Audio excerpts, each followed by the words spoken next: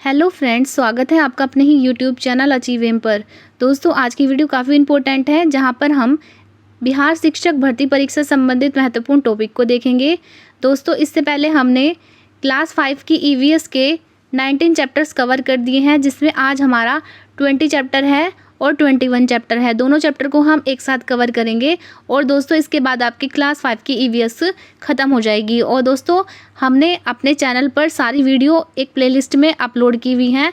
आप चाहे तो वो प्लेलिस्ट देख सकते हैं, उसमें आपको क्लास 5 की सारी वीडियो मिल जाएंगी। दोस्तों, आप डिस्क्रिप्शन में भी जाकर देख सकते हैं या फिर आप चैनल पर जाकर भी विजिट कर सकते हैं। तो फ्रेंड्स, यहाँ से हम चैप्टर नंबर 20 स्टार्ट करेंगे, रायपुर वाले चाचा की दादी। तो दोस्तों, क्वेश्चन नंबर 1 है, आपको इसके आंसर बताने हैं। उसके बाद हम इम्पोर्टेंट फैक्ट भी देखेंगे। फर्स्ट क्वेश्चन, दादाजी के पिताजी हमारे क्या होंगे? पापा, परदादा, दादी या फिर परदादी? तो दादाजी के पिता जो होते हैं वो हमारे परदादा होंगे। सबसे पहले बच्चा होता है, बच्चे के पापा होते हैं, बच्चे के पापा से बड़े दादा होते हैं, दादा से भी बड़े होते हैं परदादा। क्वेश्चन नंबर 2, शादी किसके बीच में होती है? एक लड़का और एक लड़की, एक लड़का और एक लड़का, एक लड़की का लड़की से, या फिर इनमें से कोई नहीं। तो दोस्तों, आंसर हो जाएगा एक लड़के का लड़की से शादी होती है। तो फर्स्ट आंसर हो जाएगा ऑप्शन 1। नेक्स्ट क्वेश्चन, चाचा की पत्नी हमारी क्या होगी? तो चाचा की पत्नी हमारी चाची लगेगी। बंगाल में शुभ कार्य के समय कैसी ध्वनि करके प्रथा की जाती है? तो दोस्तों, बंगाल में जब शुभ कार्य होता है तो वहाँ पे कौन सी ध्वनि होती है? उल्लू की ध्वनि प्रदर्शन की जाती है। इसका आंसर हो जाएगा 2, यह महिलाएं करती हैं। क्वेश्चन नंबर 5, शादी विवाह या पूजन में किसकी ध्वनि करके प्रथा होती है? तो दोस्तों, यहाँ पर आ जाएगा, क्या आएगा? शंख की ध्वनि होती है। तो ऑप्शन 4 इसका राइट आंसर हो जाएगा। क्वेश्चन नंबर 6 है, फ़ोटो खींचने वाले को कहा जाता है? क्या कहते हैं फ़ोटो खींचने वाले को? फोटोग्राफर कहते हैं। ऑप्शन 3 इसका सही उत्तर हो जाएगा। नेक्स्ट क्वेश्चन है, जिस परिवार में केवल दादा दादी, माँ पिता और 2 बच्चे होते हैं वह क्या कहलाता है? तो दोस्तों, वह क्या कहलाता है? वह संयुक्त परिवार कहलाता है। अब फ्रेंड्स, हम कुछ इंपॉर्टेंट क्वेश्चंस भी देख लेते हैं जो कि परीक्षा में काफ़ी बार बन चुके हैं। वो प्रश्न भी हम यहाँ पर देख लेते हैं। कला एवं संस्कृति से संबंधित देखेंगे। चित्रकला देख लेते हैं। सबसे इम्पोर्टेंट है चित्रकला, बिहार की चित्रकला है। यह है मधुबनी चित्रकला, जो कि काफ़ी बार बिहार की परीक्षा में पूछी जा चुकी है। बिहार की चित्रकारी होती है यह मधुबनी चित्रकला। इसका प्रयोग दीवारों की या फिर आंगन में किया जाता है। इसमें फूल, पत्ती, जानवर, इंसान, पक्षी आदि के चित्र बनाए जाते हैं और यह चावल का प्रयोग किया जाता है। चित्रों में उभार लाने के लिए चावल का प्रयोग किया जाता है। प्राकृतिक रंगों का भी प्रयोग किया जाता है, जैसे कि हल्दी, नील, फूलों के रस, इन सभी का यहाँ पर प्रयोग किया जाता है। तो दोस्तों, ये काफ़ी इंपॉर्टेंट है मधुबनी चित्रकला, जो कि बिहार की है, इसीलिए ये काफ़ी इंपॉर्टेंट है। नेक्स्ट चलते हैं कलमकारी चित्रकला। तो दोस्तों, आपसे प्रश्न पूछ सकते हैं कि कलमकारी चित्रकला कहाँ की है? तो आप बताएंगे कि आंध्र प्रदेश की है कलमकारी चित्रकला। अब दोस्तों, इसके बारे में हम थोड़ा सा जान भी लेते हैं। इसका प्रयोग जो होता है वो कपड़ों पर चित्र बनाने पर किया जाता है, मतलब कपड़ों पर बनाई जाती है ये कलमकारी चित्रकला। इसमें भी प्राकृतिक रंगों का प्रयोग किया जाता है, जैसे कि फूल एवं सब्जियों के रसों का प्रयोग किया जाता है। नेक्स्ट चित्रकला है पट्टा चित्रकला। पट्टा चित्रकला का उपयोग ओडिशा और वेस्ट बंगाल में किया जाता है। इसका प्रयोग भी कपड़ों पर ही किया जाता है। यह भी प्राकृतिक रंगों का प्रयोग करके बनाई जाती है और इसमें खनिज एवं सब्जियों के रसों का प्रयोग किया जाता है। ये काफ़ी इम्पोर्टेंट है। नेक्स्ट है फाड़ चित्रकला। फाड़ चित्रकला यह राजस्थान में की जाती है। इसका प्रयोग भी कपड़ों पर ही किया जाता है। इसमें क्या दिखाया जाता है? इसमें बहादुर व्यक्तियों के कारनामों का प्रदर्शन किया जाता है फाड़ चित्रकला में। नेक्स्ट है जामदानी बुनाई। जामदानी बुनाई यह पश्चिम बंगाल में की जाती है। दोस्तों, ये कुछ इस प्रकार की चित्रकलाएं हैं जो कि आपको पता होनी चाहिए कि ये कौन कौन से राज्य की है।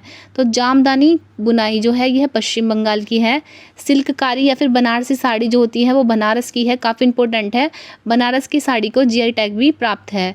पश्मीना शॉल यह जम्मू कश्मीर का है और लद्दाख का है। ये काफ़ी गर्म शॉल होता है, इसीलिए यह इम्पोर्टेंट है। वर्ली चित्रकला महाराष्ट्र और गुजरात की है।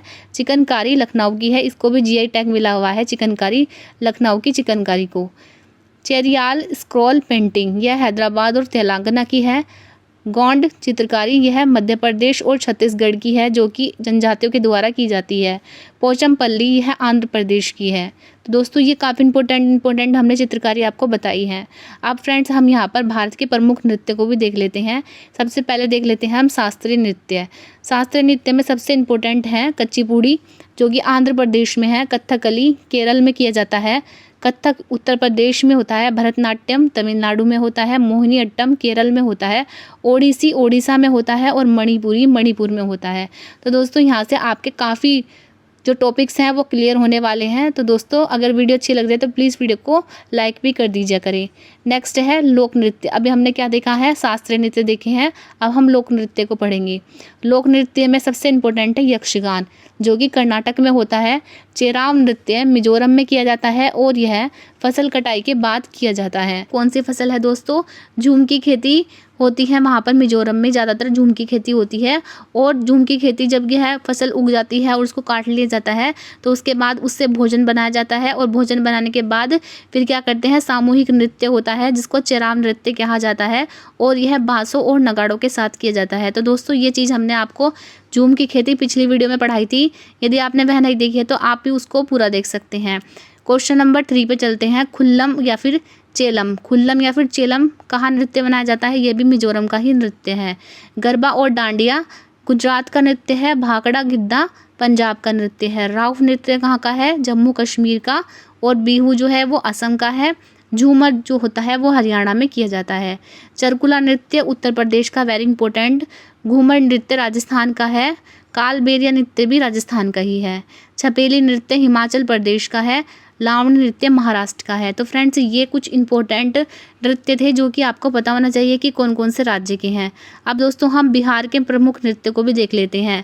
बिहार में सबसे ज़्यादा विदेशिया नृत्य किया जाता है। यह सामाजिक कुरीतियों को दर्शाया जाता है। इसमें क्या होता है, जो भी कुरीतियाँ होती हैं वो महिलाओं के द्वारा नृत्य करती हैं महिलाएं, और उनको सामाजिक कुरीतियाँ जितनी भी है उनको अपने नृत्य के द्वारा दर्शाती हैं। तो इसी को ही विदेशिया नृत्य कहा जाता है। सेकंड है जाट जटनी। यह महिलाओं द्वारा किया जाता है। इसमें क्या होता है, महिलाएं समूह में नृत्य करती हैं। 4 कदम वह आगे रखती हैं और 4 कदम वह पीछे रखती हैं। और यह वर्षा के आवाहन के लिए किया जाता है, जिससे कि जल्दी से वर्षा हो जाए। नेक्स्ट नृत्य है झाझिया नृत्य। झिझिया नृत्य जो होता है वो वर्षा के आवाहन के लिए ही किया जाता है। और यह भगवान इंद्र को रिझाने के लिए किया जाता है। झिझिया नृत्य ये भी काफ़ी इंपॉर्टेंट है। तो फ्रेंड्स आपको बिहार के नृत्य तो याद ही होने चाहिए, विदेशिया, जाट जटनी, झिझिया। अब देख लेते हैं नेक्स्ट। तो फ्रेंड्स यहाँ पर कजरी डांस भी काफ़ी इंपॉर्टेंट है। और पाइका। कजरी डांस एक ऐसा डांस है जो कि उत्तर प्रदेश में भी किया जाता है और बिहार में भी किया जाता है। और फ्रेंड्स यहाँ पर एक नृत्य और है जिसका नाम है लोंडा डांस, वो भी यहाँ पर काफ़ी फेमस होता है। नेक्स्ट है क्षेत्रीय भाषाएं। अब क्षेत्रीय भाषाओं के बारे में भी थोड़ा सा पढ़ लेंगे। संविधान की 8वीं अनुसूची में 22 भाषाएं का उल्लेख है, ये आपको पता होगा। और जो भारत की राजभाषा है वो क्या है, हिंदी। भारत की राष्ट्रीय भाषा कौन सी है, तो भारत की राष्ट्रीय भाषा कोई भी नहीं है, ठीक है, सिर्फ राजभाषा है जो कि हिंदी है। नेक्स्ट है भारत में सर्वाधिक बोले जाने वाली भाषा कौन कौन सी हैं, तो हिंदी, बंगाली और मराठी सबसे ज़्यादा बोली जाती हैं। विश्व में सर्वाधिक बोले जाने वाली भाषा कौन सी है, तो क्या बताएंगे, मैड्रिड है या फिर मंदारिनी होती है, जो कि चीन में अधिकतर बोली जाती है। नेक्स्ट है, अब हम दोस्तों देख लेते हैं कुछ भाषाएं और उनके राज्य कि कौन कौन से राज्य में कौन कौन सी भाषा बोली जाती है। तो दोस्तों तेलुगु जो भाषा है वो आंध्र प्रदेश और तेलंगाना में बोली जाती है। मलयालम केरल और लक्षद्वीप में बोली जाती है। तमिल तमिलनाडु में। कन्नड़ कर्नाटक में। कोंकणी कहाँ बोली जाती है, तो यह महाराष्ट्र और प्लस गोवा में बोली जाती है कोंकणी। गुजराती गुजरात में बोली जाती है, काफ़ी इंपॉर्टेंट है, इजी भी है। मराठी जो होता है महाराष्ट्र में। ओडिया ओडिशा में। असमिया असम में। कुंडुक यह झारखंड में बोली जाती है। और चांगथांग यह जम्मू कश्मीर में बोली जाती है। तो फ्रेंड्स ये कुछ इंपॉर्टेंट भाषाएं थी। अब फ्रेंड्स हम कुछ जनजातियों के बारे में भी देख लेते हैं, जो कि आपकी परीक्षा के लिए दोस्तों जितने भी टॉपिक हमने लिए हैं सिलेक्टेड टॉपिक्स हैं जहां से प्रश्न बनने के बहुत बहुत संभावनाएं हैं। अब दोस्तों चलते हैं जनजातियों पर। दोस्तों आपसे एक बात और कहनी है, यदि वीडियो थोड़ी सी भी पसंद आ रही है तो प्लीज़ वीडियो को एक लाइक ज़रूर कर दीजिए करें। इससे हमें मोटिवेशन मिलता है, जिससे कि हम आपके लिए और भी अच्छी अच्छी वीडियोज़ लाते रहेंगे। आप दोस्तों देखते हैं जनजातियाँ। जनजातियाँ जो होती हैं इनकी अपनी ही भाषा होती है, अपने ही संगीत होते हैं और अपनी ही प्रथाएँ होती हैं। इनके अपने देवी देवता होते हैं। ठीक है, ये फर्स्ट पॉइंट है। नेक्स्ट पॉइंट है, अधिकांश यह प्रकृति की पूजा करते हैं। ठीक है, मतलब यह है पर्यावरण की रक्षा के लिए बहुत ज़्यादा अग्रसर रहते हैं। और इनका एक मुखिया भी होता है। इनके आसपास के जंगल, ज़मीन एवं समुदाय नियंत्रण होता है। मतलब कि यह किस पर नियंत्रण रखते हैं, ये जल पर, जंगल पर, ज़मीन पर और सामूहिक नियंत्रण रखते हैं, जिससे कि कोई भी व्यक्ति पर्सनली किसी को हानि नहीं पहुंचा सकता किसी भी चीज़ को। पुरुष और स्त्रियों को समान, मतलब कि समानता देखी जाती है। यहाँ पर भेदभाव नहीं किया जाता है। पुरुष स्त्री समान रूप से कार्य करते हैं और समान रूप से ही घर को संभालते हैं। नेक्स्ट है प्रमुख जनजातियाँ। अब दोस्तों हम कुछ प्रमुख जनजातियाँ देख लेते हैं, जो कि पूरे भारत में कौन कौन सी जनजातियाँ कौन कौन से राज्य में निवास करती हैं। सबसे पहले देख लेते हैं, सबसे काफ़ी इंपॉर्टेंट है गोरो, खासी और जयंतिया। तो यह मेघालय में निवास करती हैं। और फ्रेंड्स आपको बताइए, गोरो, खासी और जयंतिया ये पहाड़ियों के नाम भी हैं और ये जनजाति इन्हीं के नाम पर रखी गई हैं। बक्करवाल जनजाति जो है वो जम्मू कश्मीर की है। गिद्दा जो है हिमाचल प्रदेश का है। थारू, बुक्सा और भूटिया ये जनजातियाँ उत्तराखंड में निवास करती हैं। खारवाल उत्तर प्रदेश सोनभद्र में है, काफ़ी इंपॉर्टेंट है। भूटिया सिक्किम में निवास करती हैं। लोपचा भी सिक्किम में निवास करती हैं। थारू जनजाति सबसे ज़्यादा उत्तर प्रदेश में पाई जाती है। गोंड मध्य प्रदेश और छत्तीसगढ़ में पाई जाती हैं। मीणा जनजाति जो है राजस्थान में है। वर्ली जनजाति महाराष्ट्र में। संथाल जनजाति झारखंड में है। जारवा, सेम्पेन, पोंग और सेंटलीज यह अंडमान निकोबार की हैं। तो दोस्तों काफ़ी अजीब से नाम है, अंडमान निकोबार की हैं। कुकी यह असम की और मणिपुर की है। और टोडा यह नीलगिरी की पहाड़ी में निवास करते हैं। नीलगिरी की जो पहाड़ी है वो केरल, कर्नाटक और तमिलनाडु इन तीनों राज्य में फैली हुई है नीलगिरी की पहाड़ियाँ। और यह दक्षिण भारत में, ये भी पता होगा आपको। चांगपा जो जनजाति है वो जम्मू कश्मीर और लद्दाख की है। नागा जनजाति नागालैंड की है, काफ़ी आसान है। बोडो जो है वो आसाम की है। और मिजो जो है मिजोरम की है, ये भी काफ़ी आसान है। तो दोस्तों ये कुछ प्रमुख जनजाति थी, ये भी आपको पता होनी चाहिए। अब फ्रेंड्स हम कुछ बिहार की जनजातियाँ भी देख लेते हैं, जो कि परीक्षा के लिहाज से काफ़ी इंपॉर्टेंट है। बिहार की जनजातियाँ हैं। बिहार में अधिकतर लगभग 30 प्रकार की अनुसूचित जनजातियाँ निवास करती हैं, जो कि बिहार की जनसंख्या का 1.3% है। ठीक है, इस तरह भी प्रश्न पूछ सकते हैं कि जनजातियाँ कितनी निवास करती हैं बिहार की जनसंख्या के, तो 1.3% निवास करती हैं।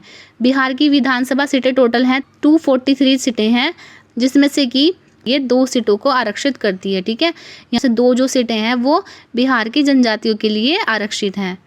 आप गोंड जनजाति देख लेते हैं।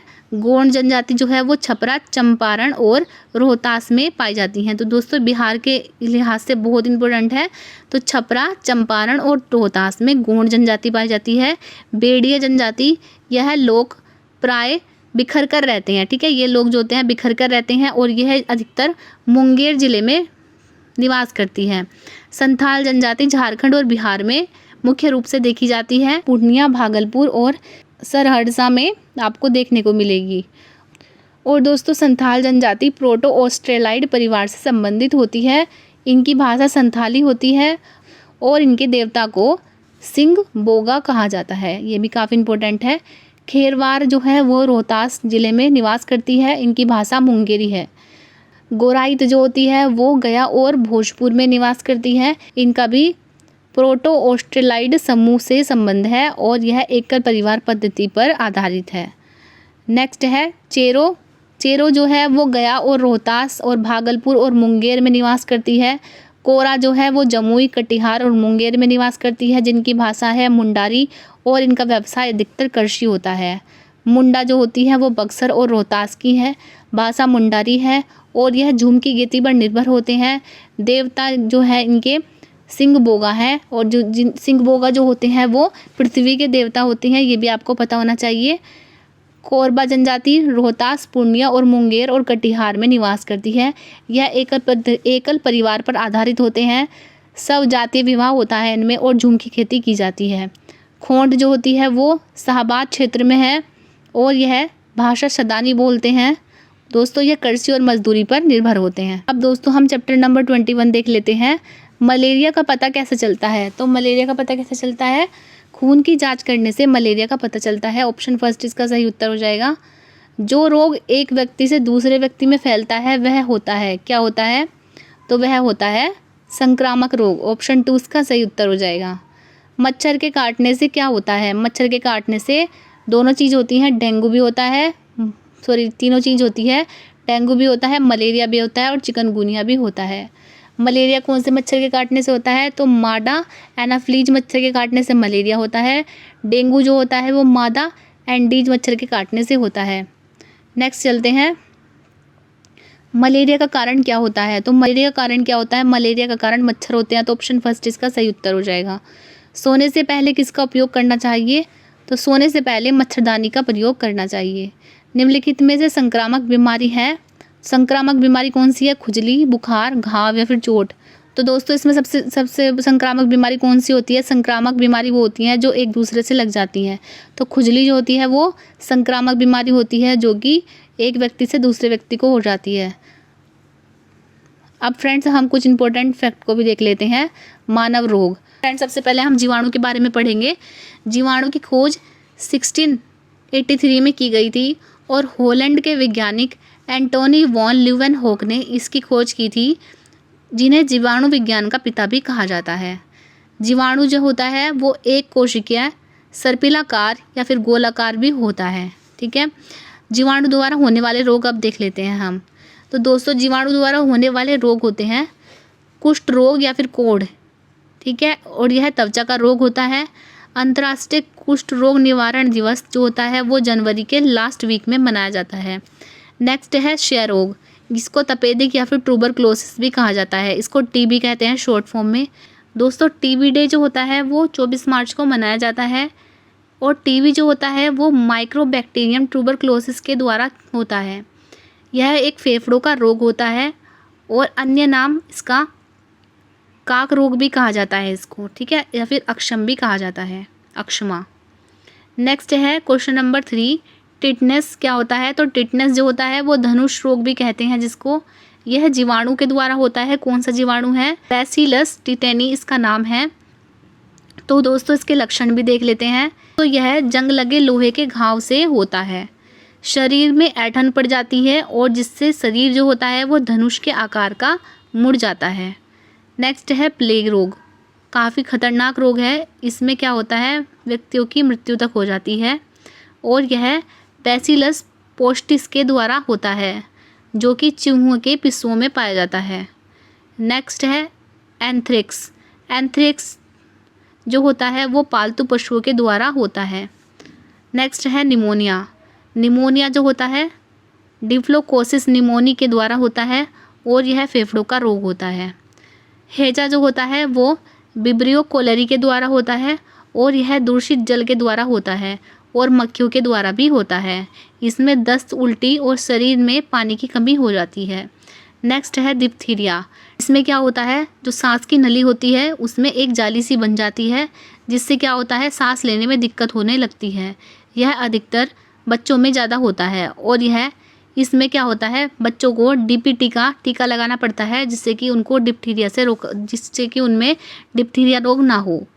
टाइफाइड रोग जो होता है ये अधिकतर देखने को मिलता है। यह मियादी बुखार भी कहते हैं इसको, आंत ज्वर भी कहा जाता है और मोती झरा भी इसी का ही नाम है। तो दोस्तों इनमें से भी कोई सा नाम पूछ लिया जाए तो आप समझ जाना कि यह टाइफाइड के बारे में पूछ रहे हैं। यह गंदे जल या फिर गंदे खाने की वजह से होता है और इसमें आंतों का इन्फेक्शन हो जाता है और जिससे कि बुखार उत्पन्न होता है और इसका जो टीका होता है वो TAB का टीका इसमें लगाया जाता है। तो दोस्तों इसमें आपको मिलान के लिए दे दिया जाएगा कि DPT का टीका कब लगाते हैं, इस तरह से पूछ लिया जाता है। तो काली खांसी जो होती है उसको कुकर खांसी भी कहा जाता है, इसमें DPT का टीका लगाया जाता है।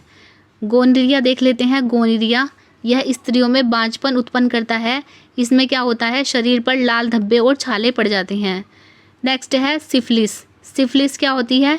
यह शरीर पर लाल रंग के दाने उत्पन्न कर देता है और इसमें क्या होता है? पेनिसिलिन का इस्तेमाल किया जाता है इसको ख़त्म करने के लिए। नेक्स्ट है दिमागी बुखार। ये भी जीवाणु के द्वारा होता है और इसमें क्या होता है?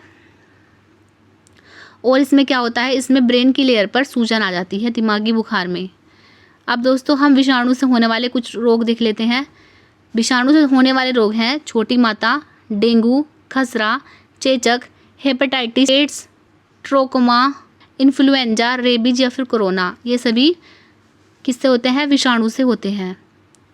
कवक जो होता है, कवक रोग होता है गंजापन, दमा, दाद, खाद खुजली, एथलीट फूड, यह सभी फंगस से होने वाले रोग होते हैं। अब दोस्तों प्रोटोजोआ के रोग भी देख लेते हैं। सोने की बीमारी, पायरिया, पेचिस, कालाजार, मलेरिया, यह सभी प्रोटोजोआ से होते हैं। तो दोस्तों यदि आपको क्वेश्चन पूछ ले कि मलेरिया किस जीवाणु से होता है, तो आप क्या बताएंगे, मलेरिया जो होता है वो प्रोटोजोआ से होता है। ठीक है, तो दोस्तों हमारे आज क्वेश्चन इतने ही थे। यदि क्वेश्चन अच्छे लगे तो प्लीज़ वीडियो को लाइक करें, चैनल को सब्सक्राइब करें और वीडियोस देखने के लिए फ्रेंड्स हम आपको इन्फॉर्मेशन दे देते हैं कि क्लास 5 के जो जितने भी चैप्टर थे वो सभी समाप्त हो गए हैं। अब हम नेक्स्ट वीडियो से क्लास 4 के चैप्टर्स कवर करेंगे। तो दोस्तों तब तक के लिए thank you and bye bye.